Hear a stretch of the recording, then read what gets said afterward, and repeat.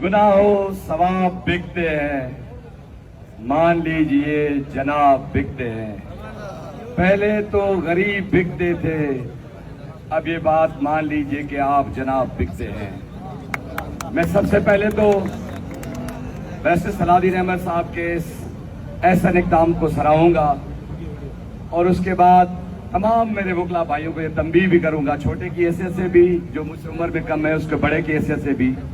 हम प्रोफेशनल वकील जरूर हैं, मगर जब हमारे पास ब्रीफ आए, अगर उस ब्रीफ में हमें एंगेज किया जा रहा है कि सिंध की जमीन लुटेगी, आप उस लूटने की मुहाफिज बनो, तो आप ब्रीफ वापस कर दो। अगर सिंध का पानी पे डाका है और उस डाके को आपने महफूज करना है, इसका ब्रीफ मिलता है, इसको वापस कर दो। ऐसे ना हो कि हम आधा काम कर चुके हो, बाद में हमें कल आए। तो असल बात यह है कि जिस दरवाजे पर हम खड़े हैं, इस दरवाजे ने तो सिंध की तमाम मदनियात बेच दी। इनको कोई कबात नहीं थी, सिंध के दरिया बेच दिए। इनको कोई कबात नहीं, सिंध के नौजवानों के मस्कशुदा लाशें घरों में गई। इनको कोई पता नहीं, रमशा वसाण की छंदी भरी लाश मिली, इन्होंने उसको भी बेच दिया। इन्होंने और कुछ नहीं, मोहतरमा की शहादत को बेच दिया। ये वो लोग हैं जिनसे आप और हम उम्मीद लगाए बैठे हैं कि सिंध के ये मुहाफिज बनेंगे, सिंध के हकूक, कारोंजर, पानी, रेती, बजरी, पेट्रोल, गैस और मदनियात और जमीन के मुहाफिज बनेंगे।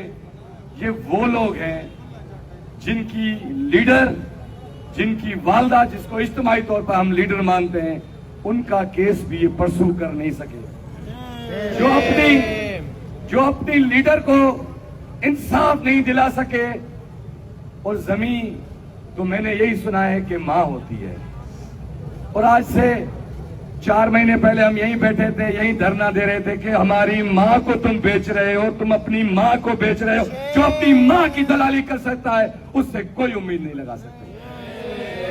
और हम अब महज, वो कहते हैं वो दौर थे इनकलाब आते थे, अब तो इनकलाब भी आप जनाब की तरह बिकते हैं।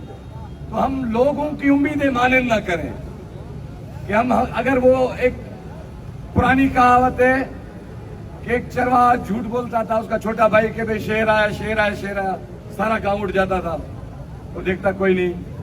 ऐसे 2-3 बार जो हरकत उसने की, चौथी बारी में सच्ची में शेर आ गया, उसने कहा लोमड़ी शेर आया, कोई नहीं उठा, बकरियां सारी खा गया। और हम ये सॉफ्ट इनकलाब है, इसकी बात ना करें।